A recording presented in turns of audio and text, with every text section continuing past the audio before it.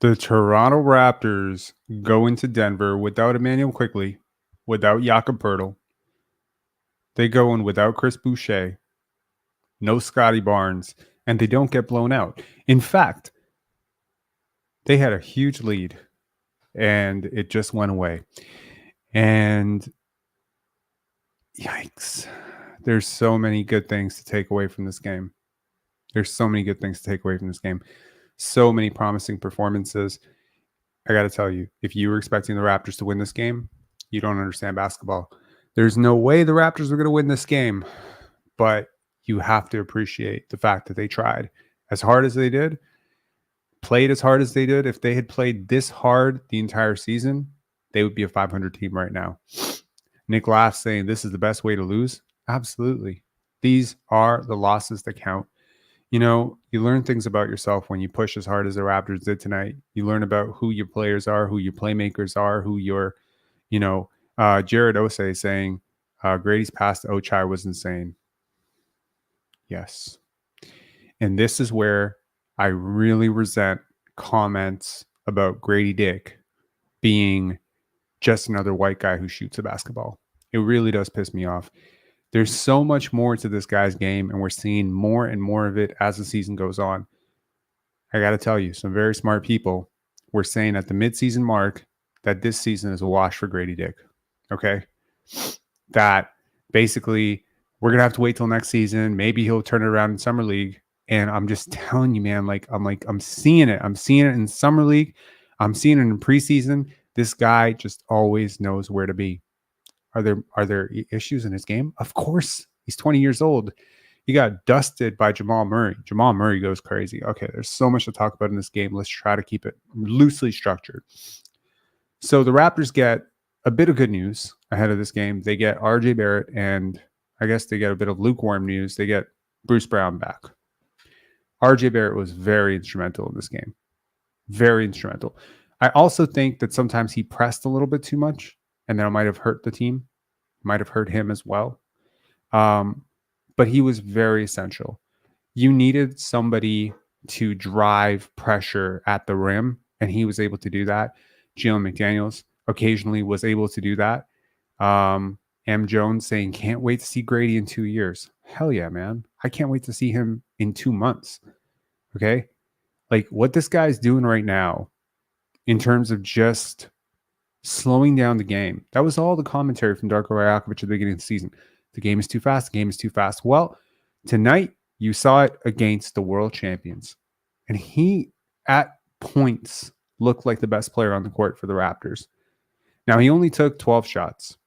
And I think maybe you could say that's a bit of a problem because make a case that anytime he had the basketball, good things happen for the Raptors. Let's take a look at this game.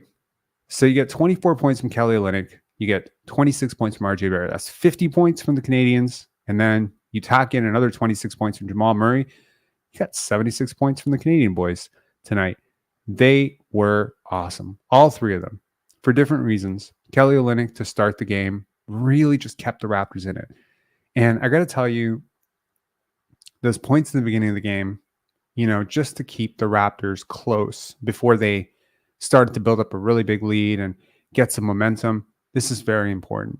You don't want to battle back. And you punched first, and the Raptors played fast. And I think that I would be remiss if I did not say the Nuggets totally underestimated their opponent tonight. It happens. It's human nature, okay? I'm going to talk a little bit about sports betting, not as a plug, not as an advocation, but because it was a really big part of this game for me in terms of understanding this game. The Raptors walked into this game as 15.5 point underdogs. I don't think I've seen a spread that lopsided in a really long time. I think I'm usually surprised when I see 12-point underdogs. That's rare. 15.5 point underdogs means Vegas is giving you zero shot at winning this game. Your odds of winning this game were like less than 0.5%. The fact that you made this competitive is insane. The fact that you won quarter number 1 and quarter number 2, ended up with like nearly a 20-point lead at halftime is just crazy, right? But somewhere. And hey, you know what? If you were expecting the Raptors to just fold when it came out of the half, they stayed competitive. They kept hitting shots. You know what I mean? John Wheaton said the score had it at 16.5 at tip off. Yeah, it was 15.5, 16.5. Different sports books had it different. We'll talk about the betting component of those after. Kelly Olynyk goes 9 for 13. He makes two out of 4 threes. He has 24 points. I thought he was really interesting inside. He had some really good work on Jokic inside. I think he made him work. Bruce Brown somehow 5 for 13. You know, he runs a little bit of point for the Raptors, who were without Emmanuel Quickley, without they were basically point guardless, right?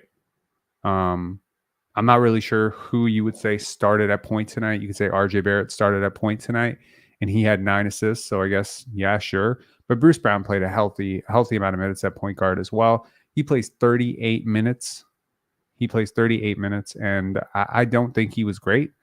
Ochai Agbaji was decent. He wasn't disruptive. You know, he didn't take a single three, which is rare. But I thought generally for a team that really, really needed some point of attack defense, he gave them some promising minutes. Jalen McDaniels, Jordan Nwora, I think both had some promising minutes. My hero off the bench, no surprise, is Jontay Porter. I am shocked that more people are not talking about the game that Jontay had. Now, for those who don't know the Jontay story, Jontay, of course, is the brother of Michael Porter Jr. He had a really, really scary set of injuries, almost quit basketball, et cetera, et cetera. But he was rehabbing in Denver because MPJ had access to all the NBA trainers and all the NBA facilities. And so Jontay was basically tagging along. One of the most interesting things is that Jontay basically studied Nikola Jokic. Prior to getting to Memphis, when he was rehabbing in Denver, that's all he did. He just watched Jokic. He studied Jokic. He's talked about this before. He says he really, really wants to pattern his game after Nikola Jokic. Now, he's never going to be as good as Jokic. I know that. You know that. Everyone knows that. But man, it seemed like he really understood where Jokic was going to be. He gave him work, you know? And Jokic, like for his part, was awful tonight defensively. Like he allowed Jontay to take shot after shot, and he was like, okay, you're gonna let me take this shot. I'm gonna take this shot. Kudos to Jontay Porter. Kudos to Grady Dick for not letting this moment be too big, because it's a big moment. You're playing against you're playing undermanned against the defending champions. You're up by 20. The crowd is shocked, stunned out of their minds. You know what I mean? And yeah, there's and you're the guy coming in the third quarter, hitting shot after shot. And you're the guy who's just like, your team is like teetering, and you're the one who puts the three. You know what I mean? Like these two showed so much poise tonight. RJ showed a lot of poise as well. I think with RJ and Bruce Brown, far too often, I feel like they force shots that maybe they didn't need to force.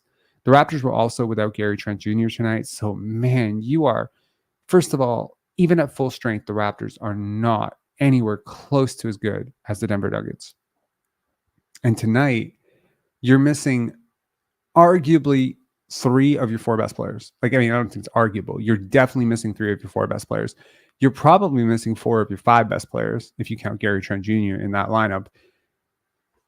The idea that the Raptors were able to hold this up with like really just a lot of G League guys, right? Nwora, he was in the G League very recently. Javon Freeman Liberty, he plays 12 minutes. He was in the G League recently. There was a lot of just pace and attack and spreading, you know, the court, and the Nuggets just being slow, you know. And earlier in the game, it felt like Jokic was willing to be very patient with his teammates. He was making the right pass. He was just passing to shooters who weren't making shots. And then in the second quarter and the third quarter, you started to see a little bit more of a focus from him to say, okay, I am just going to attack my matchup. I'm going to force collapses, and I'm just going to actually just take it to the rim because there's nothing they can do. And at some point, They're going to start sending, and then the 2-man action between him and Jamal Murray, that 2-man, that pick and roll game between those two guys. And then Murray just went on a complete heater, and he was impossible to stop. It didn't matter who the Raptors put on him. It really didn't. It didn't matter if they tried to shade, send help into the gaps or whatever. It didn't matter, because Jamal Murray was on another planet in the third, at the end of the third and the beginning of the fourth. And when this game really turned around for them, it was a lot of guys, man. It was a lot of that Peyton Watson defense. I think it was Aaron Gordon. I think it was Jokic, getting his hands on a few things defensively, just picking it up defensively. I think it was really tough shot making and, back-breaking plays by Jamal Murray. I think there were a few moments where the Raptors really lost momentum, a couple bad shots, a couple of, late clock situations where, Bruce Brown's just kind of like holding the ball. He didn't really know, like, oh, there's 2-3 seconds left on the clock. Let me force one. There's, of course, the crazy Jalen McDaniels, my bad technical free throw.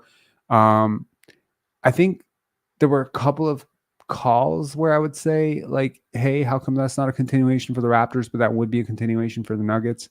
I think, again, I got to tell you, I was not rooting for the Raptors to win this game. I just want to be completely transparent about that. There's a couple of reasons for that, and I can share those with you.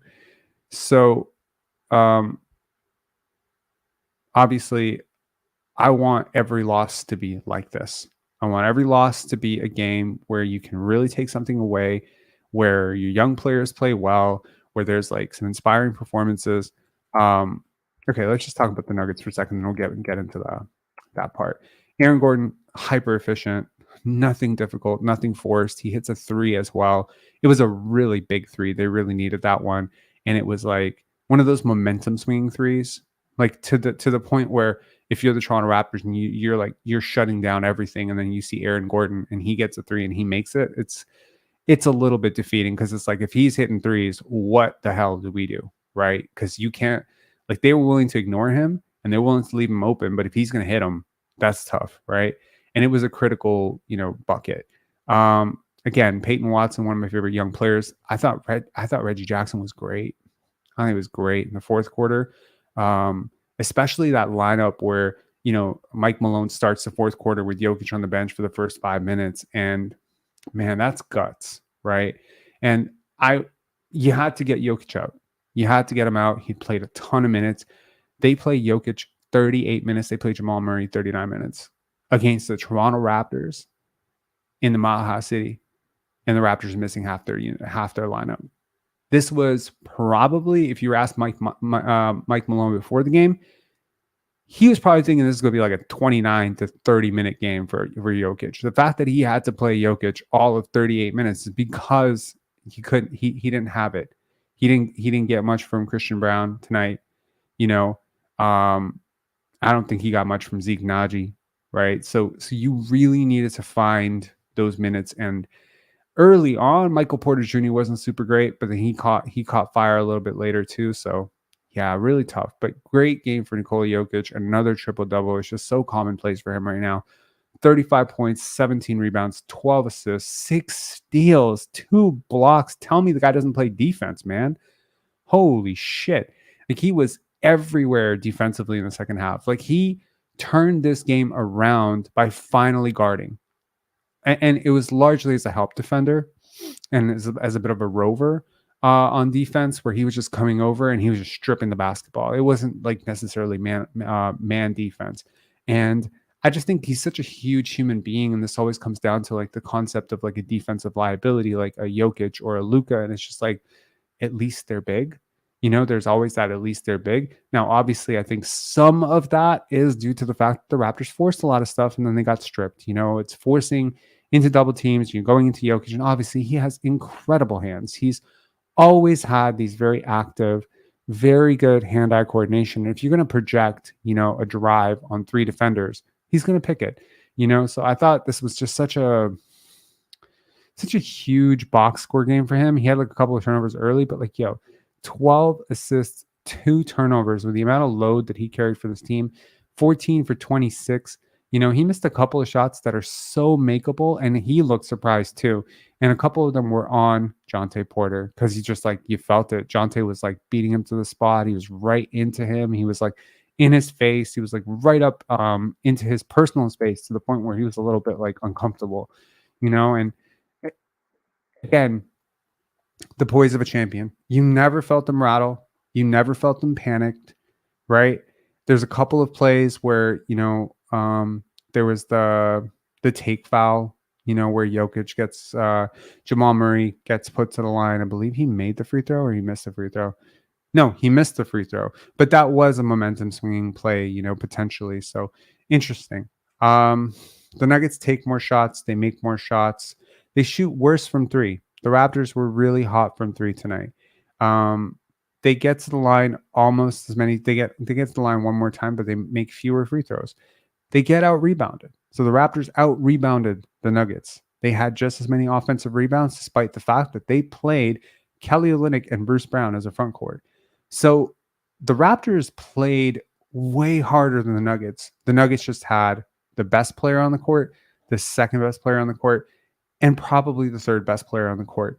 I think it's very, very hard to make an argument that anyone on the Raptors is better than Michael Porter Jr., right? I think you can make a case they had the fourth best player on the court too, and Aaron Gordon. So it's like, damn, like when the talent is that stacked against you, there aren't going to be a lot of happy outcomes. In terms of like the largest lead, my God, like the Raptors had a 22-point lead, short-lived, but they were like 18 to 22 for a bit there. The Nuggets only ever led by 6. Ever. They won by 6. That was their largest lead of the night. That's just madness, really crazy. Just a crazy game overall. So I try not to talk about sports betting, but I just got to talk about this for a second. By the way, this is a call-in show. If you want to call in, definitely call in. Got something to say, definitely let's talk about it. So prior to the game, I don't know how you guys bet, if you guys bet, but there is this whole thing where either you bet the spread or you bet money line. And I was like, there's no way the Nuggets lose this game. There's just no way. But because the Raptors were 15.5 point underdogs, and I was like, I think the Raptors will cover because, there's a lot of reasons why, right? Number one, you have, of course, the Jontay Porter studies Nikola Jokic. Jontay Porter is brothers with, Michael Porter Jr., Bruce Brown playing against his ex-team, the Nuggets potentially taking the Raptors lightly. There is, of course, Darko Rajakovic being very, very familiar with Nikola Jokic, that whole thing. And I was just like, man, if the Raptors really just come out, they can probably make this close because the Nuggets are going to be relaxed and then the Nuggets will just pull out late. Or it could be a blowout. In either case, I did not see a world in which the Nuggets let the Raptors win this game.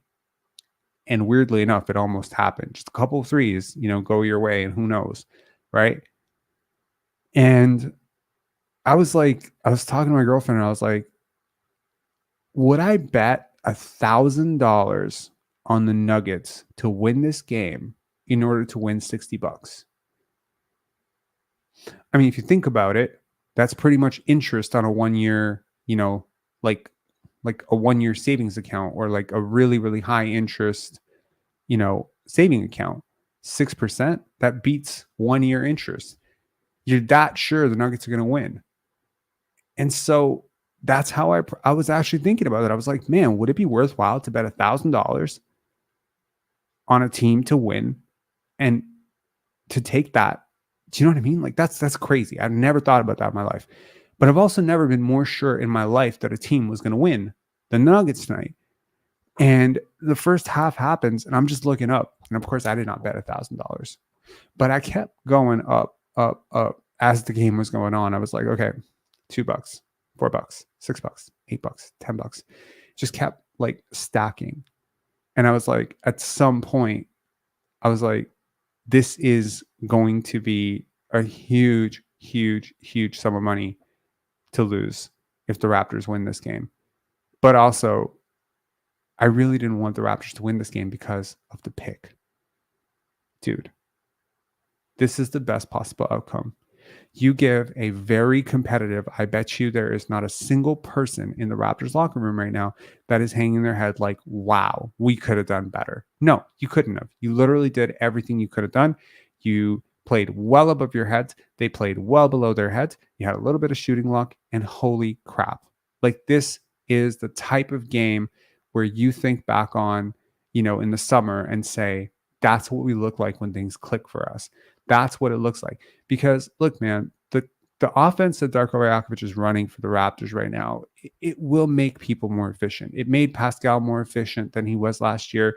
It made Scotty more efficient. It made OG. It makes everybody more efficient because it's often hard for the defense to understand where it's coming from on a possession to possession basis. It's not predictable.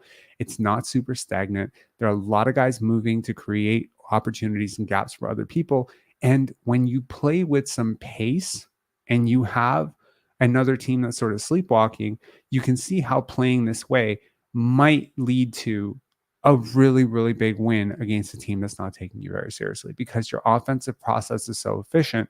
And the Raptors, for their part, they turned the Nuggets over. They got a ton of like fast break points off of turnovers. They were just pushing it. And it felt like the Nuggets were always just sluggish, like a step slow. Jamal Murray is nobody's definition of a great defender. Jokic is nobody's definition of a great defender. Porter is nobody's definition of a great defender. And so, like, you really do have a perfect storm of situations that are happening at the same time where, yeah, you're totally underestimating an opponent and they are fully capable of hanging 150 on your head if you're not careful. And I think that this is a really good thing to take away for the Raptors. I am very impressed with Jontay Porter. Like, I remain very impressed. His basketball IQ is incredible. The fact that he can stretch the floor at his size while being a competitive defender, more than a competitive defender, he's a very good defender. He's very pesky with his hands. He's great at reading angles. He has like he does the work to get his position early. Like, he wasn't like a foul machine against Jokic, and I thought that was really incredible. If you can see, like right here, this is where the gap starts, right? The Raptors keep it close. They hang close till about like the 10 minute. For about 10 minutes, they were pretty close. And then right at the end of the first quarter and going into the second quarter, it was like a bloodbath. And it continued and it continued and continued until the third quarter when basically the Nuggets just caught up, and that's what it was. Towards the end of the third quarter, I was like, if they get this under 10, you're going to see these odds flip. I will tell you very frankly, at halftime, if you had bet, like just after halftime, I think the highest it ever went on the sports book I was looking at was 2.55, which means at some point the Raptors were actually favored to win this game. I'm going to see win probability here. Check this out. So the Raptors became 58% favored to win this game. They peaked at 94% win probability, dude. 94%. You were 94% likely to win this game according to math, and you lost. And at no point from like right here where you were like to start the game, you were 94% likely to lose the game. You end up at 94-ish% likely to win the game. That's a big swing. Okay? A big swing. The score was 85-64. And at that point, even despite a 94% win probability, in which case, let me tell you, usually bets are closed or bets are like 1.01. Oh, bets were still open. And you could bet like $1,000 to get 2,800, 2,600 on the Nuggets back. And I very, very much considered it. I didn't quite go that deep, but I was like, yo, there's no way the Raptors are going to win this game. And then it just fell apart. And it was right there that the odds flipped back into Denver's favor, and that was around the 8-minute mark of the fourth quarter. I honestly think the momentum swung right here, right there. So that would be the 2:25 mark of the third quarter. I would say right there is when it was clear as day to me, like there's no chance in hell the Raptors are going to win this game. It started to get closer and closer. It was like a 9-point game at that point. I mean, you could say even earlier than that. Like right here, even 17 points, and again, it's like every punch the Raptors had, Denver had a counter. But it's also worth noting every time the Denver Nuggets went to Jokic or they got an open three or they got Murray a shot, the Raptors went down and pushed back. And I was like, oh my God, are they gonna be able to outgun this team? It's impossible for me to really say with a straight face the Raptors could have done X, Y, Z to be better tonight. I think they played just about the perfect game. It's not possible for this team to beat a fully healthy team like Denver. They're just too good. And I kept thinking, somewhere in the fourth quarter, is the altitude starting to kick in? Is it finally starting to kick in for the Raptors? Where suddenly we're getting a little bit sluggish. There was a couple of transition plays where the Raptors don't completely get back and Darko has to burn a timeout. So yeah, that's tough. Anyways, let's get to our first caller, Lil John. What's going on, man? How you doing, man? I'm good. Yeah. Tank lives. The tank, yeah. It's all about the tank. Another Grady McDaniels sub with 2 minutes left. They're just going all in. The worst part is the Memphis is going even harder because they're resting Jaren Jackson Jr. tomorrow against the Wizards at home, which if he was playing, that might be a guaranteed win. And they're only a game up on the Raptors. So wait, yeah, you said the Memphis Grizzlies are resting Jaren Jackson tomorrow? Yeah, and Vince Williams, who isn't even that good, but he's like their point guard. So they're trying not to get caught up. So all this tanking, if they're gonna tank this hard and make it this blatant, they're gonna have to make sure they get that pick. Because Memphis they're not playing either.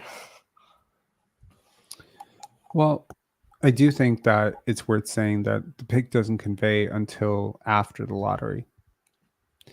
So, it's another month. Well, I'm saying like just because you finish 7th or 8th doesn't mean you can't keep your pick. Yeah, of course. I'd still, to me, you're right. Like getting 7th is just as important as getting 6. It's like it's the closest you are to 6, the closer you are to 1. Like really, personally, I'm just really hoping the Raptors get into the top 2, 3. That would be really good. Jared Osei saying the Wizards just beat Miami in Miami. That is true. And the Pistons won today, so I think against Washington. No, the Hornets. Oh, my bad. Right. Sorry, So I get these 3 teams mixed up. So I think both of them have 11 wins. No. Or is one up? Yep. The tie has finally been broken.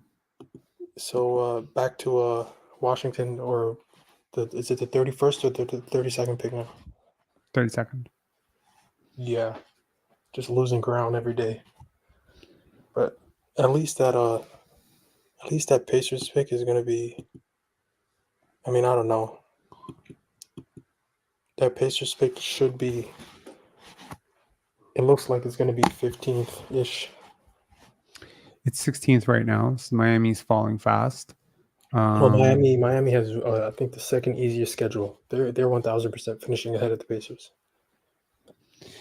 I don't know about 1000%, but sure. I mean, they've just been not great, man. They've lost really 3 in a row. That was a really bad loss. Yeah, and I think their next game is home against the Nuggets tomorrow or Wednesday. Yikes. Yeah, but then from then on, it's a cakewalk. Oh, so as far as the game tonight, Hmm. uh, I know RJ played well tonight, but is he like the new? Is he the new DeMar DeRozan, where you have to watch the tape like thoroughly and with like you have to like really look closely to see how little impact he has on the game. Some of the defensive mistakes he's making, like He does make a lot of defensive mistakes. He also has certain playmaking gaffes. Like I think his playmaking has been so much better as a Raptor than it was as a Knick. So so I'm much part. better. Yeah, Got a really good pass to Grady tonight too. yeah, and Um, you can see he's being overextended sometimes, but like yeah, but this I'm is how fine you with that. grow. Yeah, I'm This fine is with how you that. grow. I'm fine with that. And there's a lot of injuries, so I'm fine with that. But defensively, like all this offensive growth, it doesn't really matter if you're gonna like just completely give up every time you're in a pinch. Well, I mean, it could be worse. You know, he could do neither. Yeah, I mean, yeah, he could have just been the same guy. So it could Right. have been a lot worse. Of course. And I think like there's some really positive things to take away from this. He's 23 years old, man. He's 23 years old. And with the spacing that the Raptors had, the fact that he was so relentless at getting to the rim, you know, even though he got stuffed a couple times or he missed a couple of easy ones or whatever, or there's a turnover, I just think like when you look at his game, um, and you start adding certain pieces, yeah, maybe it is DeMar DeRozan. That would be a hell of a player to have, man. But I think he's gonna be like a worse version of Demar. Because Demar at least had He's already a Demar. better 3-point shooter than DeMar was at any point in his, Raptors tenure. He's already But had like two solid stretches of 3-point shooting. I think he has second year where he shot 40% from three for the Knicks. So, yeah, I but mean, he's already shown like that he is a more promising shooter than DeMar. And he's already, in my opinion, also shown to be a much bigger athlete and a better defender than DeMar. He's also guarding like almost the best player on the court every single night. You know, he guards Zion, he guarded Miles Bridges, you but know. he that is true. I think he's probably. I mean, yeah, Demar was really bad defensively, but at least for him, he had great defenders around him to make him look less worse. For RJ, this is just the team context. He looks really bad on this Yeah. terrible defensive team. So that hurts him really. Like that hurts him a lot. Like this But I team, mean, he's been part of a really good defense in New York. And he's been a guy who's played like 35, 36, 37 minutes in a really good and, defense. and he used to get subbed out in a lot of fourth quarters the last few years. That's fair. But I'm just saying, like, this is a guy who played for a defense first coach like Tibbs and played as a starter in his lineup. Now, you may say that's politics. He was third overall pick. Of course, he's going to start. Maybe if Tibbs had The a big chance, contract as well. you know, yeah. I just think like I see a little bit, like, as much as I see DeMar DeRozan, I'm also seeing a little bit of Jimmy Butler in him. The way he barrels to the basket, the way he, gets separation. Yeah, I see that. The only the So only the only hesitation I have with the 23-year-old angle is this is year 5. So for usually 23 is you like year usually 23 is year 4. So this actually kind of hurts him that he came in a year younger because year 5 is just it's more data. Like if it was year 4, it would feel a little different. I would be a little bit less. yeah, but basketball is basketball, dude. Like, okay, like so for instance, Tracy McGrady, in year 3 took this massive, massive jump, right? And it was largely due to opportunity, but he didn't take that massive, massive jump. Like his peak pretty much was around the same year as Vince. But Vince had like 2 fewer years of experience at the same time. My point is guys are going to get 20 guys are going to get to 26 one way or another. So you take a guy like Luka Doncic, right? He's 24 I think he's 25 now, right? Yeah, he just turned 25. Okay, how many years of professional basketball has he played? I think this is 6. Okay, frame the question. How many years of professional basketball has he played? Oh yeah, you got me. Yeah, Right? So that's this my is pushing point. It's 10. like, okay, so he's been playing pro league like since he was a baby, basically, right? Since he was 14 years old, he's been playing in pro leagues. And so Yeah, it's like, what an advantage does he have? Right? And yeah, probably a how big advantage. Is exactly because he's been playing with that size and that athleticism. I mean, not granted, not NBA athleticism, but he's been playing against grown men with like a ton of size who've been going at him for over 10 years. Of course, that's going to Yeah, matter. So I look he's at a guy like supposed RJ to. Barrett and I'm just like, okay, they were trying to develop into one type of player, right? But if you watch him in Montverde, you would see that version of him has never really been unlocked in the NBA, you know? Um, and I think um, this could be a fresh start for him too. Yeah, like he does look a lot different. Like, let's say for instance, you know, Just the way he's carrying himself. yeah, like I mean, look at Scotty, right? Like, okay, if you count years played, he's on year 3, right? But how many years has he played as a guard? How many years has he played as an initiating guard, right? And it's like now you're like, okay, well, would he have been better off with 32 games in AAU where he has the ball all the time and he's free to make decisions in the full court? Or is he better, being a screen partner for Fred VanVleet and catching a whole bunch of dump off passes and rolls on the rim and basically scoring in 90% of his baskets inside 3 feet? Which situation sounds better for his development? Because I tell you, it's like difficult to Performance. convince people. Exactly. And it's like, yeah, it's NBA experience, but what if your NBA experience is in a role that you don't necessarily fit in, or playing minutes off the bench when you should be starting, or maybe just not getting enough, guidance, the right type of guidance, from a particular coach. And I just find like sometimes we can, say like, okay, well, look at everyone else in the 2018 draft class. Look at how far they are relative to him. Well, how much growth has Zion seen? You know, how great are Yeah, they really doing? yeah. I mean, I think Zion, there is just like a lack of maturity there. I think he's Well, like a sure, different. but there's also a lack of like tangible growth. Like, so for instance, like RJ Barrett Nick to RJ Barrett Raptors is about as big a jump as I have seen from any of the top 3 players in that draft. Fair, Because but John again, Morant came in like gangbusters. Like he was like great. And yeah, I there's think elements of his game that have improved, but it's like, yeah, can you he got can better. hmm? John definitely got better. He got better for sure. But did you ever see some big monumental, holy shit, can't believe this guy could do that type of leap? No, no, it was like steady. It was like good, really good, and then like yeah, it was steady. Yeah, he's like one of the faces of the league. Sorry, I keep yawning because I'm dead tired. I'm doing this live on 2 hours of sleep. Um, and I woke up at 4:45 in the morning this morning, thinking I'll have a nap in the middle of the afternoon, and I couldn't find time to take a nap. So I am just like yawning all over this live. I apologize. Yeah, no problem. Rob, So tired.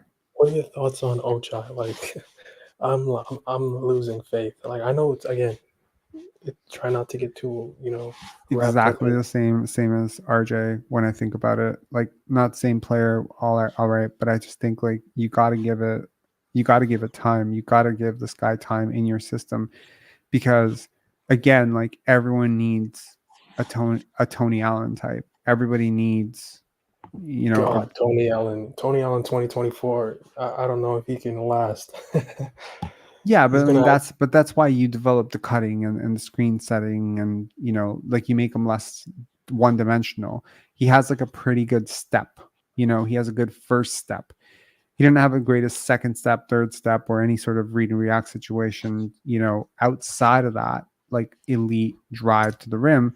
But he's just having to break old habits, I think. Yeah, You I will know, say athletically, he looks even better than I thought. So that's the plus. Now the shot. So if can you like give me a little information on him as a prospect? Was he a shooter, or was he like a guy who was a shooter who at so Kansas he was he improved every year at Kansas. Um, 4 year? yeah, he was a 4-year player. Or is he a Yeah, 3-year player? I think he might have it's been a one of the two. I 3-year think. player. Um, he might have been a 4-year player. I should probably check. But yeah, there was steady growth every single year across the departments. I think too often I felt like he was a bit of a generalist, as opposed to a specialist, and I didn't think that he had the type of vision or athleticism or burst or cachet to be like a first option. He is a competent shooter. I wouldn't call him a lights out shooter or a great shooter. He's not Grady Dick. He's not, those guys. Pedro Stojakovic, whatever, but he's a capable shooter, and he killed it from the corners as a rookie. I think I was looking at his tracking data. He's like 40 to 45% from the corners. I mean, that's decent for a rookie because even the corners, you're extending your range out a little bit, right? So I just thought he, again, athletically, his personality, he clearly wants to be here. Same thing with Jordan Noir. He really wants to be here. Both guys want to be here. They both want to work. So yeah, like, I mean, you see the talent, you see the package, and you're like, okay, in the event that this works out, this is a very, very, very cheap rotation player. Yeah, and if it doesn't, it's a first round pick. So if you look at the next two games at Detroit and home against Orlando, I'm to be honest, Orlando's in free fall right now. Yeah, I'm not rooting for the Raptors, but to be honest, I'm pretty sure they're winning one of those next two games. I feel confident about that. The Raptors have like a really weird habit, and this is extended all the way back to when Dennis and Pascal were here. They really like to play down to their opponent. They like to play up to their opponent. So it didn't shock me too much that they came out and really, really took it to Denver tonight. That's expected. They get amped up for these big games, like, oh, we're going to play the champions. We're going to play the champions. And then they try to like loop in as many videos about the event as possible. And it's just like, okay, bring this energy against Washington and Detroit, and maybe you don't lose those games or almost lose those games. So, yeah. Yeah, we'll see. I guess, those two games against Orlando, I'm 100% sure they're not going to win the second one in Orlando. That team just plays hard. They got handed a reality check yesterday by the Pacers. That was a wild game. Orlando, they might be the team that gets into the 8 spot. They might be, because I'm really low on Indiana, but I still think they're probably still better than Orlando. What do you think? Yeah, I think in a playoff series or a play-in series, if it came down to who's got the better player, you could make a case that Indiana has the two best players. They also have the better coach. Yeah. Yeah, sure, I'll give you that. I like Mosley. I like Mosley. He's kind of more of an interpersonal, like get everyone really fired up, and they're gonna play their ass off. But Carlisle is he's gonna out execute him. So Rick Carlisle was the same guy that said Kristaps Porzingis post-ups are a thing of the past, and that post-ups are not efficient, and then now you're watching a team that he used to play for as a player use Kristaps Porzingis in exactly the same light that Kristaps always wanted to be used. It's easy to point fingers after and be like, oh, I thought this was going to happen, whatever. But like, it's pretty firm on the record. The Raptors needed to make a trade for Kristaps Porzingis. Yeah, he did say that. But if you think about it in the context of what he was thinking, like, I don't think Kristaps can be the guy you feature as your team's best player and give him. You don't need to feature him. If you'd gotten him for Scotty, like, boom, there's your stretch big. No, I meant like Rick Carlisle, like thinking as a Mavs coach, like how good are we if we're just gonna give Porzingis the ball on post-ups, like on the Celtics as like the fifth option as a outlet. I don't think he's a fifth option, dude. I don't think he's a fifth option. But it's kind of like he's the outlet. Like, okay, he feels like the third option behind Drew and Derek White. And yeah, I think that's probably perfect for him. I would actually like to see him more as a second option. I think he'd be great. Yeah, I think overall he's really solid. He's just like a like games like tonight, they're just deep down. It's like I'm rooting for them to lose, even though it feels weird, but just sucks because I feel like without the injuries, they would have won this game. They would have won.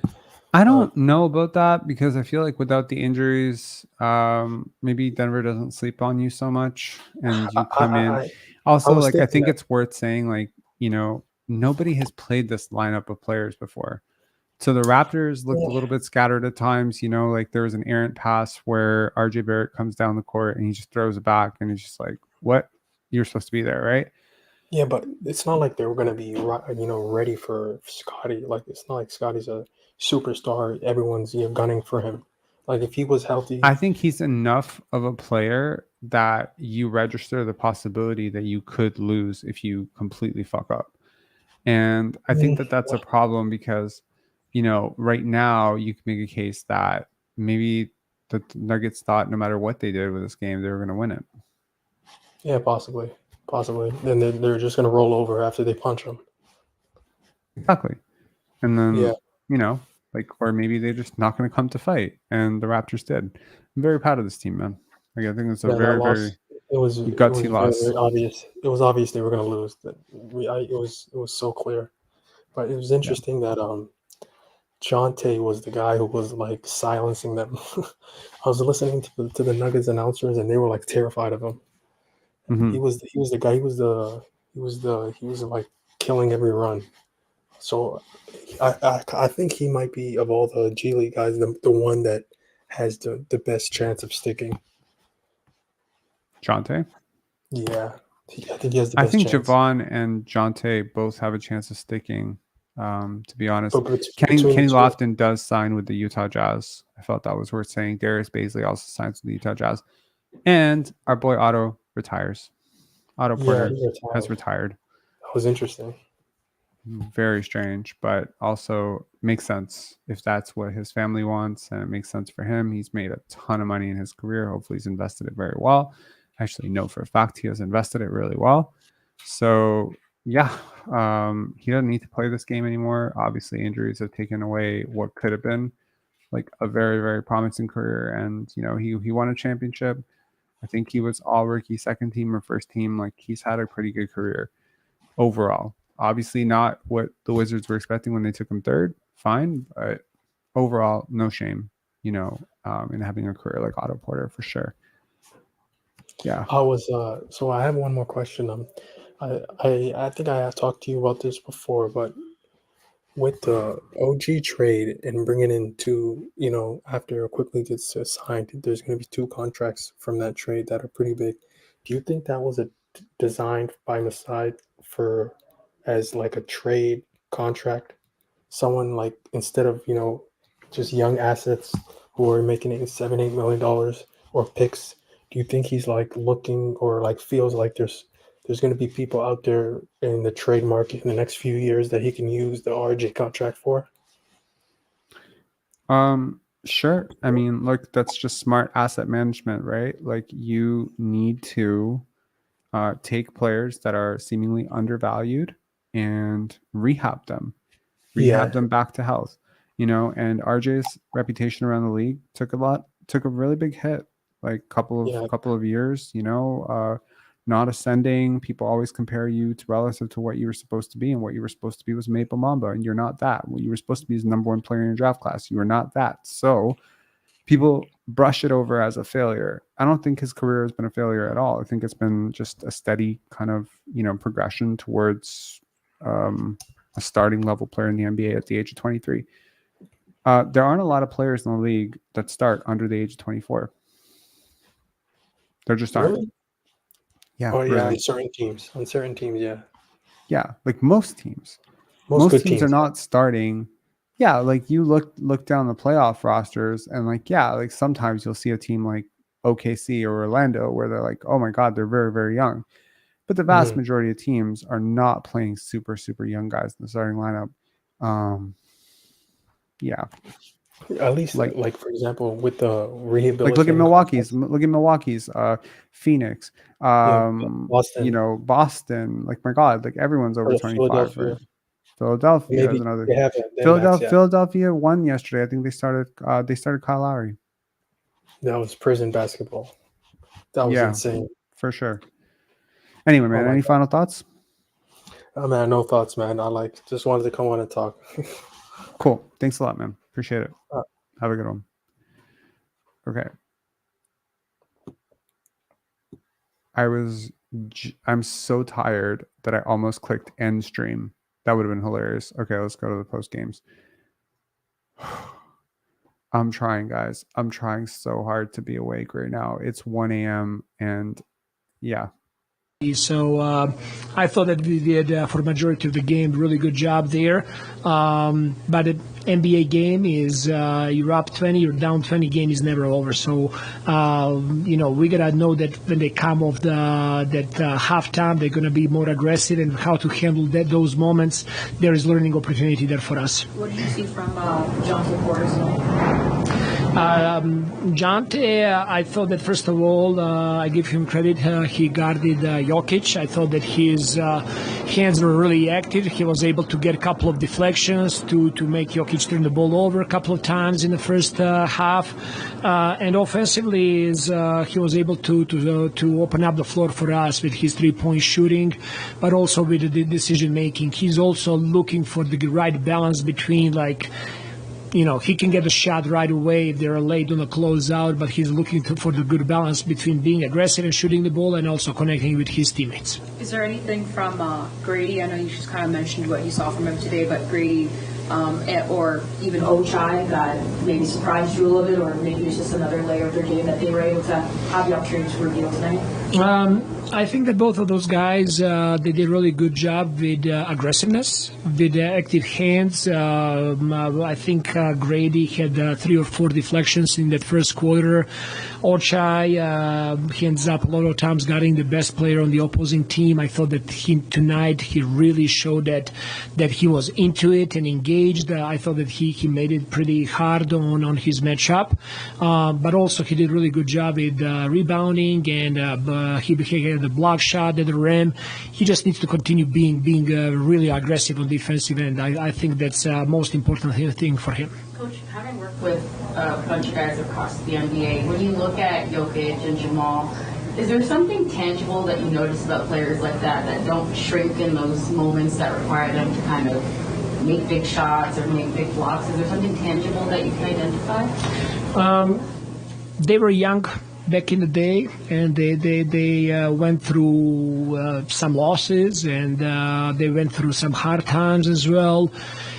The only way you really grow is through having some failures as well. Those are really good learning experiences. And then when you get wins and you see what's really working, and you can always build that confidence. So I think both guys, Jamal and Jokic, they had that early in their career, that they had some success, they had some failures, they had some more success after that.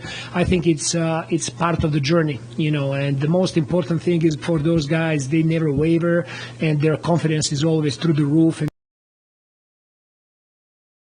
Defending world champions. I think it was, obviously a great first half for us. Everybody was into it, and then we knew in the second half they were going to be more aggressive, and I think they just they showed their championship pedigree there with the way they responded. And you yourself, in terms of the 9 assists and being able to kind of run the offense at times and having your hands at key moments. I didn't even know I had 9 assists. I was just trying to play basketball. I was just out there. I was trying to make the right plays as much as I could. You tied a career high with 9 assists, but Grady actually set his career high with 7 assists. What did you like from what you saw from him tonight? Grady was really aggressive today. I mean, 17 points. What is he? 7 for 12. Played a really good game. He was, he's active on the defensive end as well. So he's really been coming to his own as the season's gone along. There's a couple times on the bench that you kind of walked up to Jalen and was kind of saying, "This is what I need from you." What is that you try to encourage him to do or show up as on the floor? Yeah, I mean, J-Mac really started. He sparked that run. He sparked that run for us. I think it was in the second quarter. And really got us out to that lead with just how he was playing on both ends. So that was big time of him, and great to see him out there showing what he can do. How are you guys able to just collectively fight and contribute, especially so hard in the first half, going undermanned? We just play hard. We play hard. We fight every possession. Took the defending champs, right to the end. Obviously, they have some great players over there. They played a really good game, but we gave them one hell of a fight. What makes Jamal so tough to contain in those type of spaces down in the fourth quarter like that? He can shoot, and he's really crafty. He was playing on both ends, so that was a big time of him, and great to see him, out there showing what he can do. How are you guys able to just collectively fight and contribute, especially so hard in the first half, going undermanned? We just play hard. We play hard. We fight every possession. Took the defending champs, right to the end. Obviously, they have some great players over there. They played a really good game, but we gave them one hell of a fight. What makes Jamal so? Okay, so clearly that just ended up looping. I think this was a great game for Grady Dick, for where he started this season to where he is right now. I think if you want to look at him as a prospect, I'm higher on him right now than I was on Tyler Hero at the end of his rookie season. And I think we all remember Tyler Hero at the end of his rookie season, in the bubble going crazy and mean mugging and all that stuff. That's a hell of a player, right? For all of what Tyler Hero was supposed to be, what he became, whatever, he was supposed to be a foundational piece he was supposed to be one of the three main pieces on a team that was expected to make runs deep into the playoffs. I think Grady is similar. It would not surprise me at all if Grady is the fourth or fifth best player on this team next year. And maybe by year 3, it would not surprise me at all if he's the second best player on this team. He has so many gifts. His size, his shot making, his release point, his activity. He strips Jokic. That was pretty clutch. Like some of his defensive plays and reads earlier on. He's just learning to anticipate the game offensively and defensively. He's learning to attack gaps in a way that is reminiscent of Scottie Barnes, actually. Not quite the advanced playmaking and all that stuff, and he's not the athlete that Scottie is. But in terms of how he sees the game, how he understands the game, how he understands mismatches, how he understands positions of strength and weakness on the court, how he understands when to attack, when to pull back, when to pass. This is such a thing, There are guys who are 26, 27, 28 years old, and they just haven't figured it out. And to have a 20-year-old who has figured that out right now in his rookie season, who works as hard as he does, I think the Raptors have so much to look forward to next season. I can't wait for next season. I can't wait for this summer. I can't wait for the draft. I can't wait for all of this because if you're a Toronto Raptor fan, this is tough, right? It's tough. It's tough because look at where you were 5 years ago. You were celebrating a championship. It was supposed to be this and that. 3 years ago, you were celebrating, fourth overall pick who became the rookie of the year. And then you thought maybe that'll catapult us to a new contender behind this guy. And Pascal and Fred and OG, and it'll all work out. And then it doesn't work out. And now you're just sitting there watching this team, lose to some really bad teams this year. And you're just like, where did it all go wrong? The talking point tonight was Grady Dick was the longest tenured Raptor to play. They said he was the longest tenured Raptor to start for the team. He actually was the longest tenured Raptor to play for the team tonight because Garrett Temple didn't get off the bench. So, holy crap, right? Think about the turnover. Turnover on your roster will always create terrible results in the win-loss column. Teams understand this. This is why most teams are very hesitant unless an opportunity of a lifetime comes along to make major deals at the deadline. They prefer to make these deals in the offseason where they have a little bit more time to smooth it into their system, have a full training camp to work with that player integrate them into the lineup. And it's like for the Raptors, it's almost like they're running like a G League team right now, to the point where they're getting a rotating door of guys, even guys who've been with the team all year, like Javon Freeman Liberty, and a guy who's been with the team for a little bit of a longer time, like, Jontay Porter. They've been in and out of the lineup, or they haven't been playing and now they're suddenly playing, and they've never played with RJ. They've never played with Bruce Brown. They've never played with Kelly Olynyk and Ochai.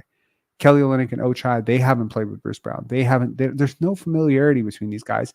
And so you're going to get turnovers. You're going to have a ton of miscues on defense. I think where this shows up most is on defense, where, the communication just isn't there at times. Guys just don't know where to be. But it's like, man, you see the fruits of the labor right now. You see all the fruits of the development department. It's coming together in all the right pieces. We saw a ton of growth from Emmanuel quickly before, he went out with that injury.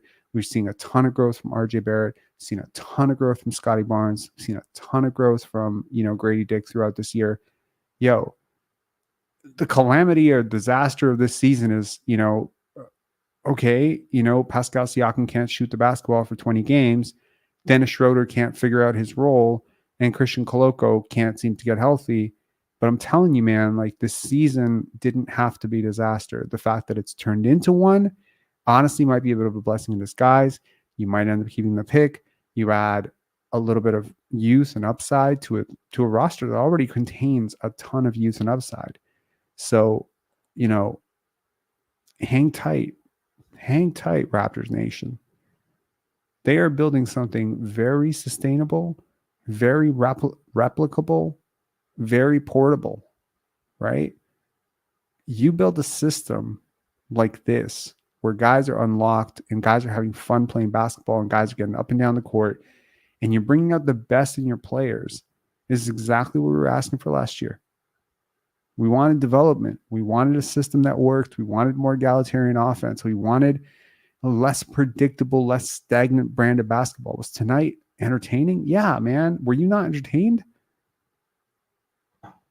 Were you not entertained? Grim Reaper saying, what if we don't get the pick? Not the end of the world. It'd be better to get it. Not the end of the world at all. I'm totally fine not getting that pick. It would be nice to have that pick, but the flexibility this team has to build on a core that is all developing, all under 25. Look, man, they picked a direction. I think they picked a really good one to go into. Beggars can't be choosers. Obviously, John Morant, Zion Williamson, these guys, they were not available. So you end up going with guys like Emmanuel Quickly and RJ Barrett. You trust your staff to say, hey, these guys are really good players. We think they can be starters for us. I'll point out one thing, though, and I think it's worth noting. Scotty's best stretches this season were playing guard, point guard, shooting guard, etc. I do not believe that his best stretches have been with him playing forward and center. Like, he was 8 box plus minus when he was starting at shooting guard, right? Like when he was starting with a bigger team. I think size will help him. He's also been a better player since he's been playing with Kelly Olynyk. Once again, Kelly, Jakob, size. It's size. He needs to play with size. So whether you address it in the draft or whether you address it in the trade market, I think you need to find a way where he can once again move towards being a backcourt player. Now, how can that be? Well, number one, his handle gets tighter and his shot gets a little bit more consistent. Gary Trent moves on, and ultimately the player that signs in his place is a power forward or a small forward. I still feel that OG Anunoby thing is still possible, where OG becomes the 4 and then Scotty becomes the 2, and I think that makes a lot of sense. I don't know. This could be interesting. Anyway, that's it for me. I'm dead. I'm so tired. I don't think I've ever been this tired in my life. While I was talking to Lil John, I promise you, if you go back, I actually closed my eyes and I think I nearly fell asleep for like a solid 20 seconds. I had to recalibrate. I am struggling to talk right now because I'm so tired. I woke up at, it was like 4:30 or 5 o'clock in the morning, cleaned, because my girlfriend was coming home. So I cleaned, You know, I wanted to make sure she came home to her kind of clean house. I've been kind of like laxed on that. Sorted through crazy hard drives, did a whole bunch of tasks, finally did my laundry, went and did grocery shopping. I know it sounds like a really soft day, but you gotta understand, like, it was wire to wire shit, man. Signed the contract for the new job. Did a little bit more of the Pendants wrap up. Plus, I was up really late last night watching the Oscars. So, yeah, I'm tired. You know, I'm really legit tired. So, yeah. But yeah, also scripted a video. So I'm going to get back to scripted videos for Prince Air basketball. Still going to do lives, obviously, post game, whatever, but get back to doing some of the scripted videos that were leading to a lot of the channel's growth. And yeah, so a lot of good stuff coming the Raptors way, and a lot of good stuff coming this community's way in the next month. Oak Tree saying like, all good, rest up, bro. Daylight saving time doesn't help. Shoot, man, I don't know.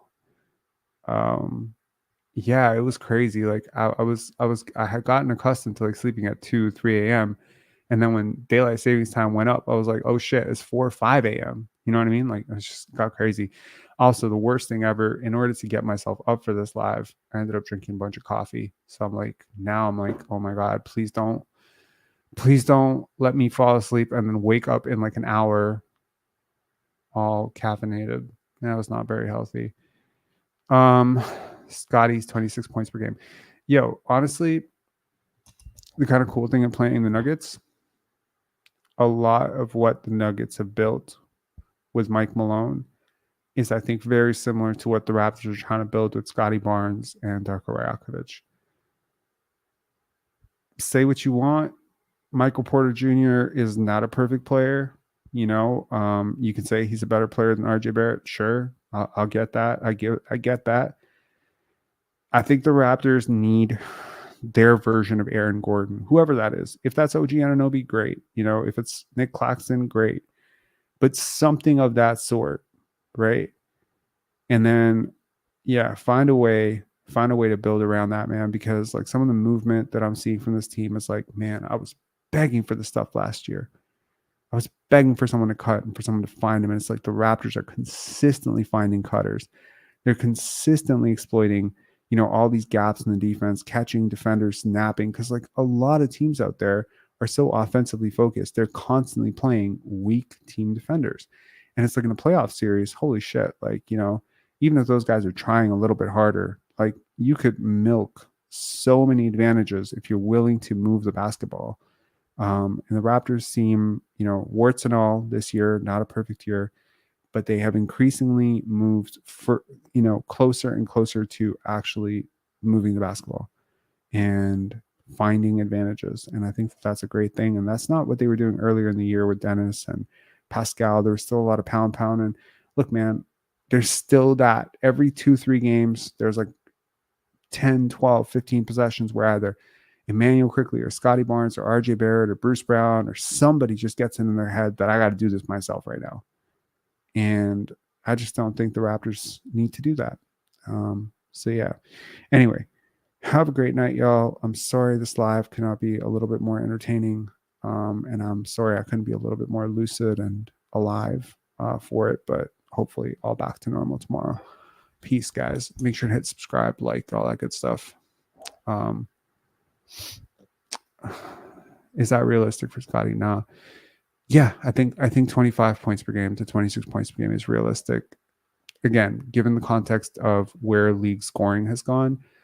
But I do want to mention there have been some very, very low scoring games over the last couple of nights. I think like the last 3 nights, there have been like, I think, was it Orlando? I can't remember who did, but it was like the lowest scoring game in like 8 years. So yeah. Get some sleep, Bob. Yeah, for sure. I'm gonna end live and I'm gonna fall asleep right on my keyboard. Okay, peace, guys.